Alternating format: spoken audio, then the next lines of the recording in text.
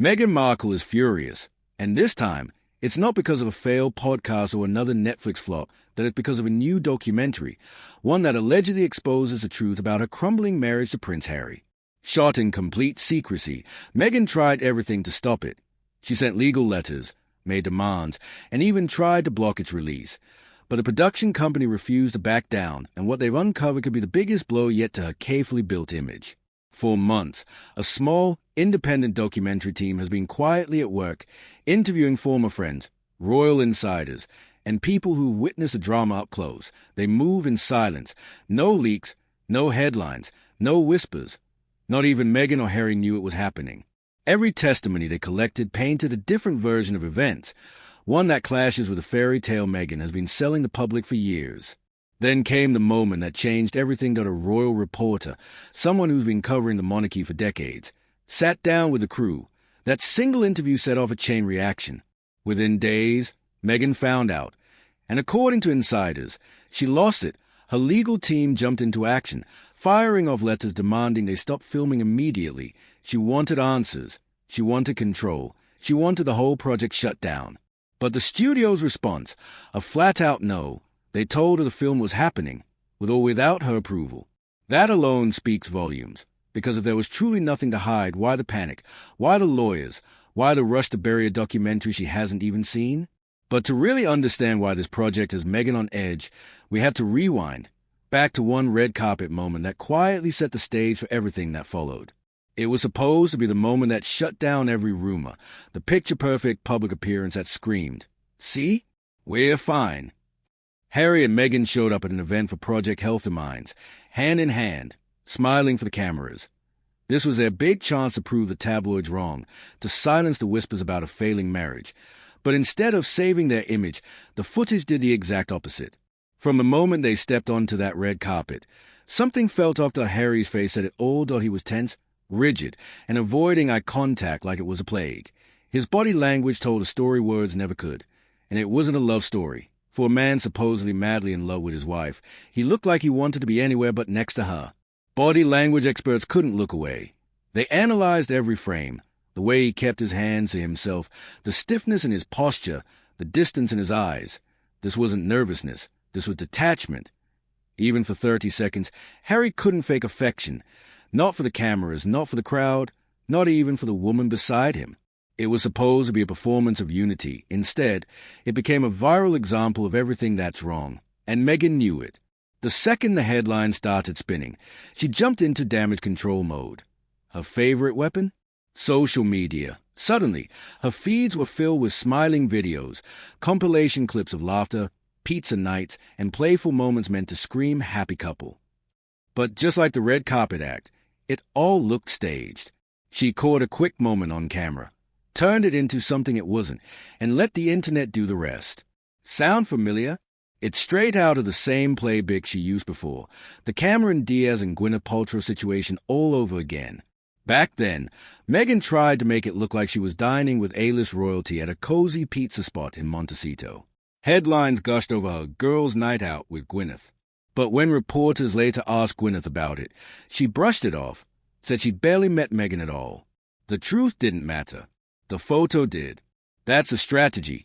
Grab a few seconds of footage, twist the context, and sell the illusion of a perfect Hollywood life. But the cracks are showing, and that same weekend in New York told a real story of what's happened behind the scenes.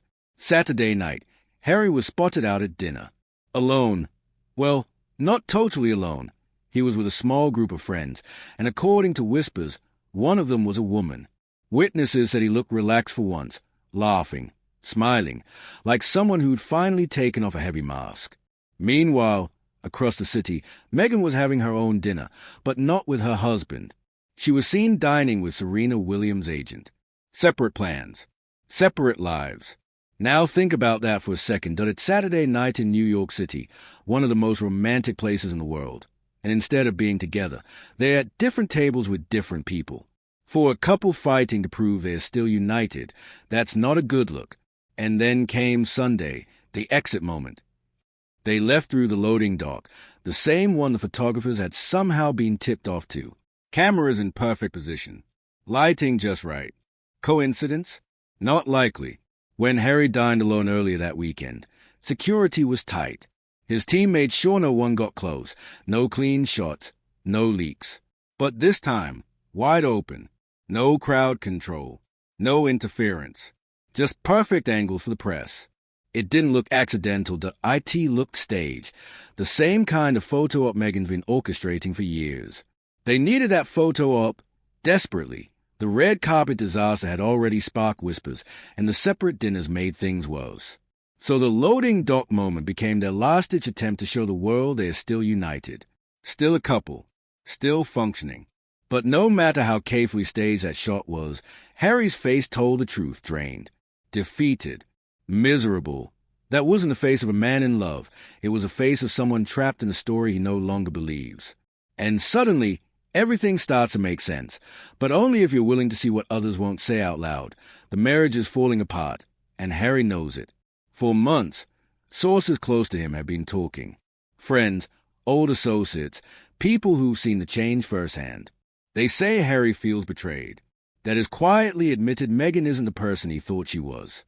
That realization hit him like a brick. He rushed into this, ignored every warning sign, brushed off advice from the people who knew him best. He was too caught up in rebellion, too eager to prove he didn't need the royal system or his brother's advice. And Meghan? She was a perfect match for that mindset. She agreed with him, fed his resentment, made him feel justified in burning every bridge behind him. But now, the illusion's cracking, fast. Because the truth is, Meghan hasn't changed. This has always been who she is, strategic, image-obsessed, and in complete control of every narrative around her. The only difference now is that Harry's finally seeing it. And once you see it, you can't unsee it. The fairy tale is over. The masks are off. What's left isn't love. It's tension, regret, and two people pretending they are fine when they clearly aren't. But here's where things explode. That secret documentary. It's not just about their failing marriage. The IT goes deeper into Meghan's past, her hidden connections, and the stories she spent years trying to bury. And according to insiders, what's coming next might not just damage her reputation. It could shake the royal family to its core. And this time, not even Meghan's lawyers will be able to stop it. There are rumors, allegations, whispers about Meghan's connection to Prince Andrew. Now, whether that's true or not, the fact that the documentary is even investigating it says a lot. Because let's be honest, Prince Andrew's name attached to anything right now is radioactive. The scandals, the associations, if there's even a trace of a link between Meghan and that world, it's not just her image at stake, it's the entire royal family's. The palace has spent years trying to clean up the Andrew mess, doing everything possible to distance themselves from him. But if Meghan's past overlaps with his circle in any way, if there's even the faintest connection, this turns from a personal controversy into a full-blown royal crisis. That's why this documentary is so dangerous, that it's not just about a failing marriage, it's about secrets that could ripple across the monarchy, secrets Meghan has fought hard to keep buried. And that explains the panic, the legal threats, the desperate attempt to shut it all down before the footage ever sees daylight. But it's already too late. The interviews are done, the evidence is on camera, and the filmmakers aren't backing down. Meanwhile, behind the scenes, Meghan's reportedly making her next move, quietly reaching out to divorce lawyers, testing the waters, trying to find someone willing to take her case, someone still willing to be in her corner. But word is, not many are. Her inner circle is shrinking fast. The A-listers who once smiled for cameras beside her, gone old friends, distant. Even the Hollywood power players are staying clear, because at this point, being tied to Meghan Markle means inheriting her drama, her controversy, and her headlines. And in Hollywood, that kind of attention isn't gold anymore, that it's career poison. But in the middle of all this chaos, one name keeps surfacing. One person who's always been there, quietly in the background, Marcus Anderson. He's been part of Meghan's inner circle for years. Marcus Anderson, a longtime confidant, fixer, and the man who always seems to show up when things start to spiral. He's not just a friend. He's a strategist, a sounding board, the person she trusts when the walls start closing in. And according to multiple insiders, Marcus might be doing more than offering emotional support this time, that is allegedly helping her plan what comes next, not just a divorce, but the aftermath. Whispers say Meghan's been gathering leverage for years, private recordings, photos, messages, Maybe even conversations that were never meant to leave the room. If those files exist, and some claim they do, Marcus could be the one helping her decide how and when to use them, what to hold, what to release, what to trade for power. It's a dangerous game, because Harry's told her everything is opened up about the family, the palace, the scandals, the private pain behind the royal walls that he thought he was confiding in his wife. But now, his realizing those conversations might have been something else entirely, ammunition. And that realization is devastating. Because if Meghan was playing the long game, collecting secrets, building leverage, preparing for this exact moment, then everything he believed about their marriage collapses. The battle lines are forming, lawyers are being contacted, crisis teams are on standby. This isn't shaping up to be a quiet separation, it's war. And right in the middle of it all, that secret documentary is preparing to drop, with interviews, footage, and revelations that could destroy whatever fragile illusion of unity still remains. The public facade, the smiles, the hand-holding, the we're stronger than ever image, it's crumbling, the truth is coming, and for Harry, there's no easy way out. He's too far from the royal family to crawl back, not after the interviews, the memoir, the public attacks, and now, he's too entangled with Meghan to simply walk away. He's trapped between the life he left behind and the one that's starting to fall apart right in front of him. He burned those bridges himself. Meghan might have handed him the matches, but as the one who struck them, watched the flames rise, and never looked back, now is standing in the ashes, wondering how everything he fought for turned into smoke. But here's a real question. Does Harry deserve sympathy? Was he a victim of Meghan's manipulation? Or did he make every single choice that led him here, blinded by pride, anger, and ego, and now has to live with the fallout? I want to know what you think. Drop your take in the comments. Team Harry or Team Nobody? And if you want the real story, not the polished PR version, you need to hit subscribe right now. This channel brings you the truth the mainstream media won't touch. No filters. No sugarcoating. Just straight-up facts and insider insight from behind palace gates and behind closed doors in Montecito. So go ahead, smash that like button if this gave you the tea you came for, share it with your friends.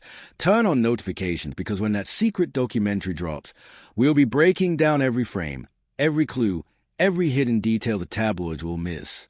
The truth is coming, and it's going to be explosive. Stay tuned, because when it hits, you'll want to be here first. See you in the next deep dive.